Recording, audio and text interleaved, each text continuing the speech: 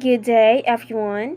Here is our video presentation on women's issues and development and fulfillment for our requirement in GE11 under Miss Mayan Abiharan.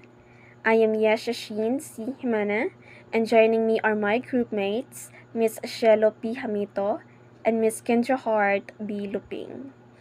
So we have here our references and learning objectives, which is at the end of the lesson, students are expected to understand fully the principle, model, and concept of with, wad, and gad. Distinguish the three, with, wad, and gad from each other, and determine the importance of these principles to national development. Globally, women have fewer opportunities for economic participation than men, less access to basic and higher education, greater health and safety risks, and less political representation. Despite some developments for women throughout centuries, women of today still face plenty of problems and struggles in their lives because of their sex. These struggles include lack of women in leadership, poverty, lack of economic opportunities, workplace discrimination and inequalities, and imbalance in unpaid work, inadequate access to education and healthcare, food insecurity, and violence against women and girls, to name a few, that prevents them from accessing resources, opportunities, and services. Gender based violence, such as domestic abuse, sexual harassment, and human trafficking, is also still common around the world. Women are also underrepresented in leadership positions and often not credited for their work and contributions. The definition of women's issues varied but included women's sexual and reproductive health, child care leave, domestic violence, equal pay for equal work, marital law, welfare policies, and education. So there are various interpretations and understanding of what constitutes women's issues as it differs across cultures, societies, individuals, and time periods, but it includes a broad range of concerns that significantly affects their everyday lives. This include concerns in education, work, healthcare, legal rights, and violence.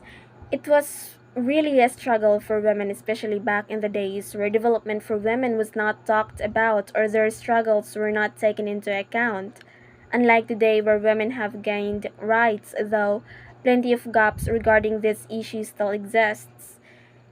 Hence, mistreatment, inequality, lack of opportunities, violence, abuse, gender biases, and many more towards them were very prevalent at that time. There were also very few laws and or policies or not at all that protects and safeguards the well-being of women during that time. All these had led for centuries of long quest through movements, activisms, advocations to achieve the development, equality, and opportunities that women of today has, though there are still challenges regarding these issues that the society is facing. In several cases, women's issues were defined as women's struggles for the achievement of equal rights and privileges. Women's issues mainly concerns the ongoing struggles for achieving equal rights, privileges, and opportunities as men. It revolves around the pursuit for equality in various aspects of life, socially, economically, politically, and legally.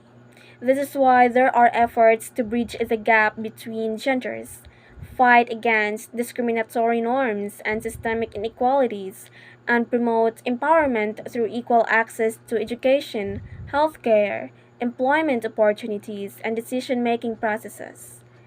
In order to address these women's issues, it is important to firstly recognize and address the systemic inequalities and biases that hinder women's full participation and equality for people in order to have a society where women enjoy the same rights, privileges, and opportunities as men. So, with all this being said, let us proceed to the next discussion, which is to be discussed by Miss Kencho Hart Biluping.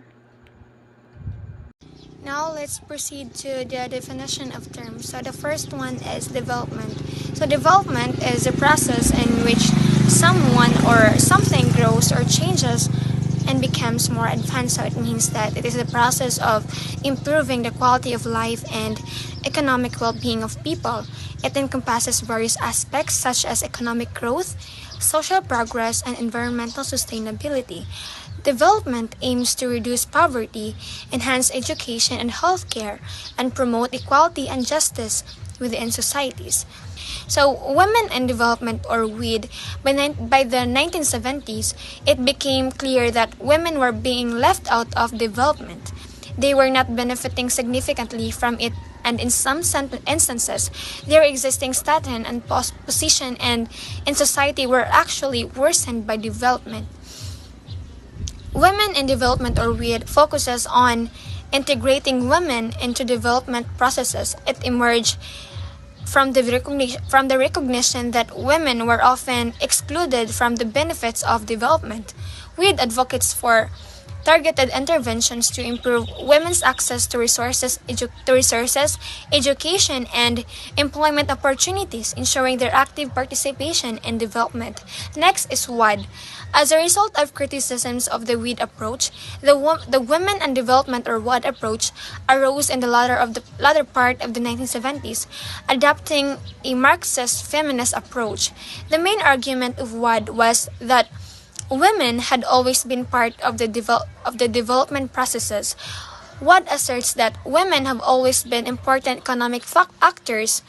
Women in development, similar to WID, emphasizes women's roles in development but critiques the lack critiques the lack of attention to structural inequalities. Watt argues that development policies must address the root causes of women's subordination, such as patriarchy and economic exploitation.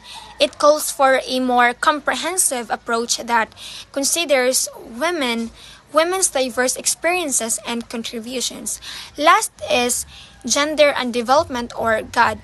In the 1980s, further reflections on the development experiences of women gave rise to Gender and Development or GAD. It brought together both the lessons learned from and the limitations of the WID and WAD approaches. Gender and Development or GAD, unlike WID and WAD, focuses on the broader concept of gender relations. It examines how power dynamics and social norms shape development outcomes for both women and men. GAD advocates for policies that promote gender equality by challenging discriminatory practices and transforming societal structures to create a more inclusive and equitable development process. That's all. Thank you. Let us now proceed to the various approaches aimed at the development of women, focusing on practical strategies that have been implemented over time. These approaches are crucial in understanding how we can support and empower women in different aspects of their lives. Number one, we have the welfare approach. Until the early 1970s, development programs for women primarily focused on their roles as mothers. These programs addressed their immediate and practical needs within the family context. The key areas of focus including mother and child health, the child care, nutrition, and population control or family planning. Mother and child health, ensuring both mothers and children were healthy through medical care and health education. Child care, providing support services and facilities to help mothers balance work and family responsibilities. Nutrition, improving the nutritional status of mothers and children through food supplements and education. And finally, population control or family planning. Promoting family planning to manage population growth based on the belief that controlling population, controlling population growth could help reduce poverty. The primary goal of welfare approach was to meet the practical needs of women such as health, nutrition, and childcare without addressing broader social, economic, or political issues affecting their lives. Number two, the equity approach. The equity approach emerged as feminists pushed for gender equality. The main goal was to eliminate discrimination against women. This approach focuses on equal opportunities and removing barriers. Equal opportunities.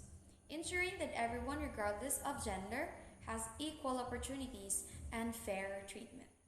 Removing barriers. Aiming to remove the barriers and biases that hold women back and enabling both men and women to achieve their full potential. Number three, the anti-poverty approach. The anti-poverty approach aims to reduce poverty by focusing on both productive roles of women or work and their reproductive roles as mothers. It emphasizes basic needs and productivity. Basic needs, making sure that women have what they need to live healthy lives such as food, shelter, and healthcare. Productivity, helping women to be more productive in their work, whether at home, in the community, or in the workplace. The goal is to improve women's overall well being by addressing their essential needs and supporting their ability to contribute economically. Number four is the efficiency approach. The efficiency approach focuses on increasing production and promoting economic growth by fully utilizing all available human resources. This means maximizing potential and economic development. Maximizing potential. Ensuring everyone, including women, has opportunities to contribute to their skills and talents to the workforce. Economic development. The goal is to maximize the use of human resources to achieve higher productivity and economic development. In simple terms, it's about getting the most out of everyone's potential to help the economy grow. And finally, number five, the empowerment approach. The empowerment approach aims to help women become more self reliant and independent. It focuses on making changes that benefit women at various levels. We have self reliance, policy change, legislative change, societal change, and economic change. Self reliance, encouraging women to become more confident, take control of their lives, and make their own decisions. Policy change, working to change laws and regulations to support and protect women's rights and opportunities. Legislative change, influencing lawmakers to create and pass laws that promote gender equality and women's empowerment.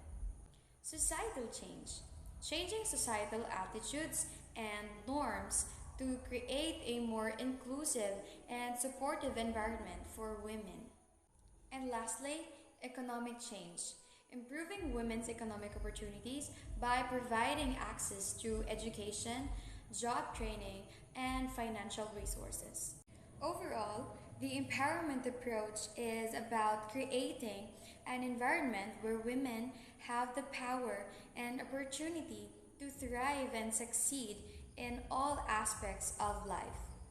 In conclusion, these various approaches to the development of women highlight the importance of addressing their needs and removing barriers to their success.